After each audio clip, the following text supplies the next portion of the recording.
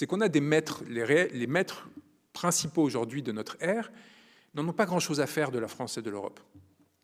Il y en a un qui commence à s'y intéresser de plus en plus, Elon Musk. Il a choisi son camp.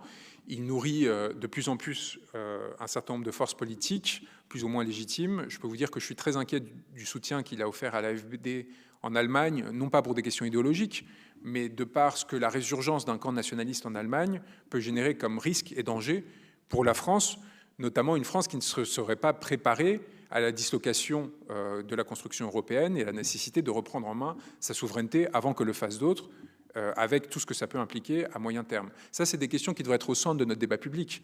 On n'en parle pas du tout. On est sur les cris d'orfraie idéologiques et ainsi de suite.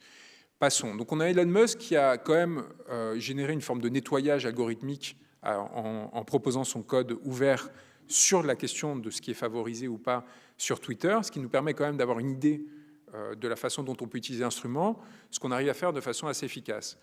On a les autres, Mark Zuckerberg et Evan Durance, pardon, qui était le patron de Snapchat, qui, eux, sont dans une disposition de pure soumission au pouvoir politique états-unien, donc ils feront ce qu'on leur demande. On l'a vu avec Mark Zuckerberg qui a décidé de complètement changer, virer sa cutie à la veille de l'intronisation de Trump pour son deuxième mandat, et qui a décidé de complètement changer les règles de modération. Tout ça, en fait, ça peut générer des effets d'opportunité dont on peut se saisir. Emmanuel Macron l'a très bien compris.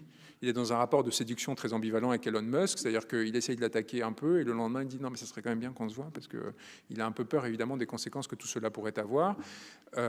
Avec Zuckerberg, il n'a pas réussi à tisser des liens, mais avec le patron de Snapchat et aussi celui de Pavel Durov, qui je le rappelle est quand même otage de la France encore aujourd'hui, le fondateur de Telegram, ne pensez pas que c'est un très gentil juge en charge de la lutte contre la pédophilie qui a effectivement pris l'initiative de faire arrêter le fondateur de Telegram en France. Je veux bien qu'on soit naïf, mais il y a un moment où il faut qu'on commence aussi à se détacher des récits que l'on tente de nous vendre. Cet homme, s'il est aujourd'hui interdit de sortir du territoire français et sous contrôle judiciaire sur notre territoire, il est évidemment pour des raisons politiques.